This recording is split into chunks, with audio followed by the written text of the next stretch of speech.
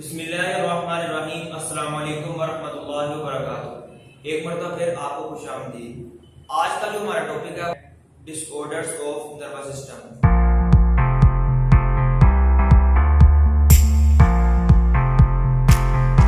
हमने इस चैप्टर के अंदर पढ़ी ही कोऑर्डिनेशन है। अब कोऑर्डिनेशन हमने पढ़ी कि हमारा ब्रेन और हमारा स्पाइनल कॉर्ड जो हमारा सेंट्रल नर्वस सिस्टम है वो काम किस तरह से करता है। हमने दो तरह की कोऑर्डिनेशन पढ़ी इसके अंदर कि हमारे पास केमिकल कोऑर्डिनेशन होती है और नर्वस कोऑर्डिनेशन होती है। बहुत सारी चीजें पढ़ने के बाद हम आखिर में सबकी अब डिजीज पढ़ने लगे हैं। अगर हमारे नर्वस सिस्टम के अंदर कोई खराबी पैदा हो जाए, कोई डिसफंक्शनिंग पैदा हो जाए, कोई मसला पैदा हो जाए तो उसे हम क्या कहते हैं, डिसऑर्डर। किसी भी मसले को डिसऑर्डर कहा जाता है। अब हमारे पास डिसऑर्डर्स ऑफ नर्वस सिस्टम के अंदर क्या होगा कि अगर हमारे पास हमारे नर्वस सिस्टम के अंदर हमारे नर्वस सिस्टम में कोई खराबी पैदा हो जाए तो क्या होगा, वो डिसऑर्डर होगा। अब इसके अंदर हमारे पास दो चीजें हैं, कैटेगराइज किया गया दो चीजों के अंदर। एक हमारे पास वैस्कुलर डिजीज होगी या हमारे पास फंक्शनल डिजीज होगी हमारे नर्वस सिस्टम के अंदर। बेसिकली नर्वस सिस्टम के अंदर हमारे पास दो तरह से कैटेगराइजेशन की गई है। एक हमारे पास वैस्कुलर डिसऑर्डर है, दूसरा हमारे पास फंक्शनल डिसऑर्डर है। इसके दरमियान में अगर फर्क किया जाए तो आपको वैस्कुलर से क्या नाम समझ आ रहा है कि हमारी कोई ना कोई ब्लड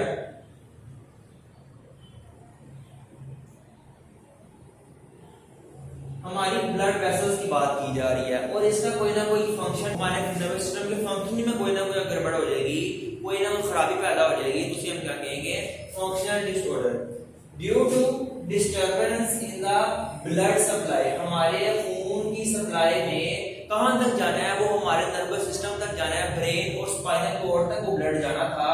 अगर उसकी सप्लाई के अंदर, उसके ट्रांसमिशन के अंदर अगर हमारे पास कोई गड़बड़ हो रही है तो उसे हम क्या कहेंगे, वैस्कुलर डिसऑर्डर। अब उसे हम क्या कहेंगे, वैस्कुलर डिसऑर्डर। ठीक है।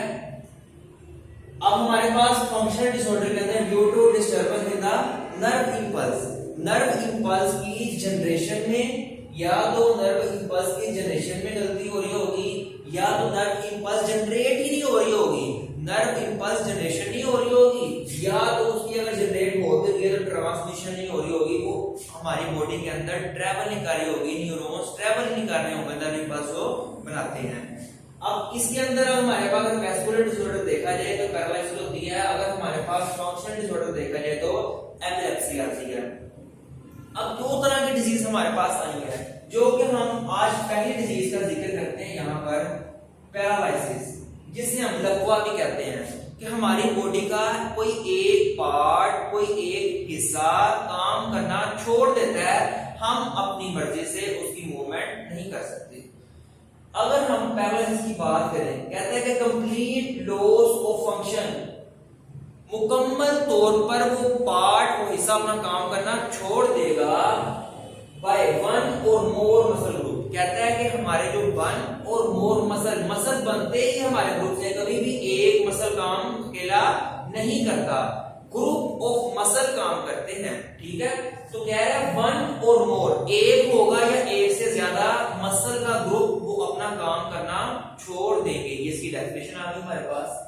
अब इसकी वजूहात क्या है, हमारे पास कॉजेस क्या है, damage of central nervous system, हमारा जो सेंट्रल नर्वस सिस्टम है जिसके अंदर ब्रेन एंड स्पाइनल कॉर्ड आती है वो डैमेज हो जाएगा।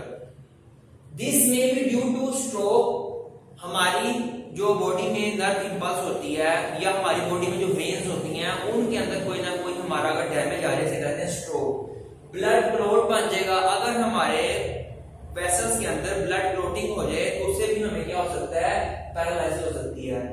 Poison produced by polio virus, अगर हमारी बॉडी के अंदर कोई पॉइजन हो जाए पोलियो वायरस की वजह से कोई, तो उसकी वजह से भी हमारे पास क्या हो सकती है, पैरालिसिस हो सकती है।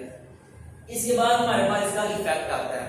इफेक्ट में क्या है, दो काम होंगे, या तो हमारी बॉडी का कोई एक पार्ट डैमेज होगा या अपना काम करना छोड़ देगा, या तो हमारी बॉडी के जो आर्म्स हैं और लेग्स हैं, फोर लिम्स भी कहा जाता है इन्हें, ये काम करना छोड़ देंगे। अगर तो वीक पैरालिसिस है तो हमारी बॉडी का कोई एक पार्ट काम करना छोड़ देगा। हमारी बॉडी को हमने पढ़ा था जब सीएनएस पढ़े थे, हम अपना ब्रेन पढ़े थे, उसके अंदर हमने सेरेब्रल हेमिस्फीयर की बात की थी।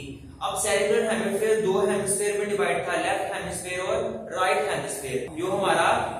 जो हमारा लेफ्ट हेमिस्फीयर था वो राइट बॉडी पार्ट को हमारा कंट्रोल कर रहा था, और जो हमारा राइट वाला था हेमिस्फीयर वो लेफ्ट पार्ट को कंट्रोल कर रहा था। अल्लाह पाक ने कुछ हमारा ऐसा ही सिस्टम बनाया हुआ है।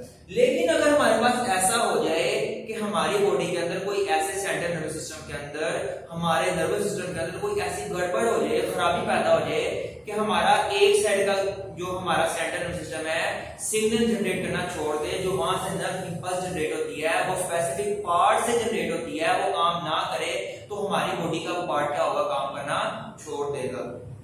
इसके अंदर लोअर एक्सट्रीमिटीज का जिक्र किया गया है। तो हमारे जो 4 लिम्स हैं, ये आर्म्स हैं और हमारी लेग्स हैं, ये काम करना छोड़ सकती हैं। उम्मीद है कि आपको लेक्चर की समझ लगी होगी। कल हम अपना एक लेक्चर आखिरी पढ़ेंगे जिसको हम डिसऑर्डर पढ़ेंगे, वो एपिलेप्सी है। अगर आज के लेक्चर में आपको कोई मसला हो तो आप ईमेल करके हमें या कमेंट सेक्शन में आप पूछ सकते हैं। Thank you.